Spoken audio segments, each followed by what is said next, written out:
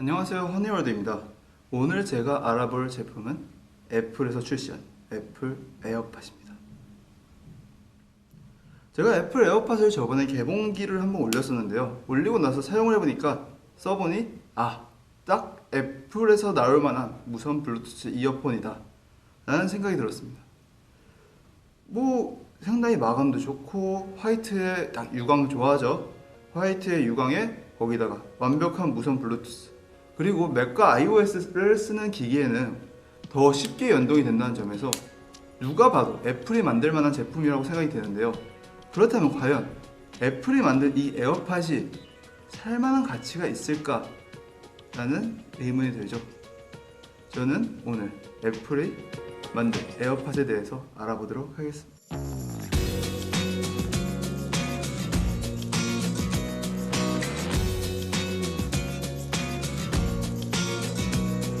제가 이 제품을 쓰면서 느낀 장점은 크게 4가지, 그리고 단점도 크게 4가지인데요.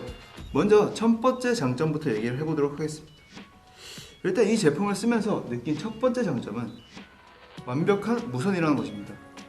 우리가 지금까지 사용하던 대부분의 무선 블루투스 이어폰들은 좌우 유닛 간에 선이 있는, 사실 무선이지만 유선인 그런 제품이었다면, 애플에서 나온 이번에 새로 나온 애플 에어팟은 좌우 유닛 사이에도 선이 전혀 없는 완벽한 무선 이어폰의 모습을 하고 있습니다. 기존에 나왔던 아이콘 X나 QCY29 같이 좌우 유닛 사이에 볼륨 차이도 없고요. 볼륨 차이도 없고 레이턴시 차이도 없어서 제가 봤을 때는 애플에서 나온 제대로 나온 무선 블루투스 이어폰이 되지 않을까 싶네요. 두 번째 장점은 배터리인데요.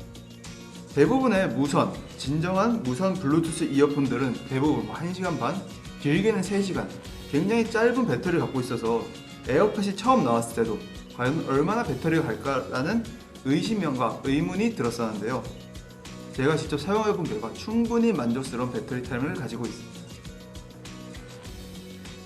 배터리 그냥 에어팟만 사용했을 때는 약 5시간 정도, 그리고 이 충전 케이스를 넣었을 때는 3번 정도 더 충전이 가능하기 때문에 총 약 20시간 정도의 배터리 충전이 가능한 제품인데요. 그리고 제가 사용하면서 딱히 이 배터리가 부족하다, 배터리가 왜 이렇게 떨어지냐라는 그런 불만은 없었습니다. 세 번째 장점은 마이크입니다. 사실 마이크가 좋을 거라는 생각을 딱히 해본 적이 없었는데 이거는 정말 마이크가 좋아요. 지금까지 대부분의 무선 블루투스 이어폰들로 통화를 하면은 상대방이 굉장히 짜증을 내는 정도, 잡음도 많이 끼고 소리도 잘 안 들리고 이런 문제점들이 있었는데, 이거는 상대방이 아예 블루투스라고 느끼지 못할 정도로 음질이 좋습니다.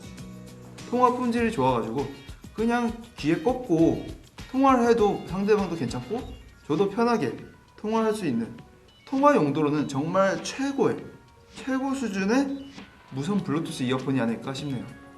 네 번째 장점은 편의성인데요. 앞에서 말씀드렸다시피 iOS 기기 혹은 맥 기기와 연결을 했을 때 그냥 옆에서 열기만 해도 바로 서로 연결을 할 수 있을 정도로 굉장히 편리한 편의성을 가지고 있습니다. 아마 애플이 말하는 소프트웨어와 하드웨어의 결합이 이런 게 아닐까 싶은데요. 그냥 옆에서 딱 열기만 해도 페어링이 되고, 핸드폰에서 아이폰에서 바로 배터리도 확인이 가능하다는 점에서 안드로이드에는 약간 해당이 안 되지만 적어도 아이폰과 iOS 그리고 맥 기기 사이의 연계는 상당히 좋은 편이지 않나 싶네요. 이렇게 말하면 에어팟은 정말 완전 무결한, 지금까지 없었던 완전히 새로운 무선 블루투스 이어폰이라는 생각이 들 텐데요. 하지만 역시 이 에어팟에도 단점이 크게 4가지가 있었어요. 첫 번째 단점은 음질입니다. 이 제품이 에어팟, 즉 아이팟에서 올라온 그런 느낌의 기종이다 보니까 음질을 들어보니 약간 그냥 아이팟의 업그레이드된 버전? 한 5만원 정도의 음질을 들려줍니다. 이 제품이 21만 9천원, 지금 중고나라 올라가면 23만원, 25만원에도 팔리고 있는, 어떻게 보면 굉장히 값비싼 제품 중에 하나인데요. 이런 제품이 어떻게 5만원짜리 음질을 들려줄까? 물론 편의성이 좋은 거 좋아요. 맥 기기랑도 연동이 잘 되고 두 번 터치해서도 뭐 시리도 부르고 이런 점들은 정말 좋은데, 문제는 얘는 이어폰이란 거죠. 이어폰이 5만원짜리 음질을 들려주는데 가격이 22만원이다. 글쎄요. 두 번째 단점은 조작성이에요. 조작성이라면 조작성이 뭐지? 라는 생각이 들 텐데, 보시면은 애플 에어팟에 아무 버튼이 없어요.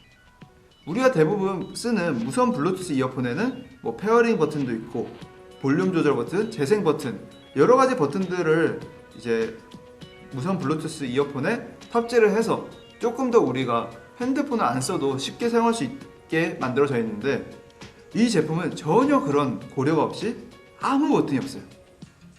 아무 버튼이 없고 페어링만, 여기 뒤쪽에 차징 케이스 뒤쪽에 있는 페어링 버튼만 사용할 수 있는데요. 보기에는 굉장히 깔끔하고 예쁠지 몰라도 볼륨 조절도 할 수가 없고요. 우리가 뭐 그냥 딱히 편하게 할 수 있는 게 없어요. 한 번 혹은 두 번 혹은 세 번까지도 터치를 해서 우리가 듣는 음악이나 뭐 시리를 부른다던가 하는 조작들을 할 수가 있는데, 문제는 이 터치도 굉장히 굼뜨단 거예요. 한 번 쳤을 때 바로 멈추는 게 아니라 한 번 쳐도 한 두 박자 정도는 느리게 반응을 한다는 거죠.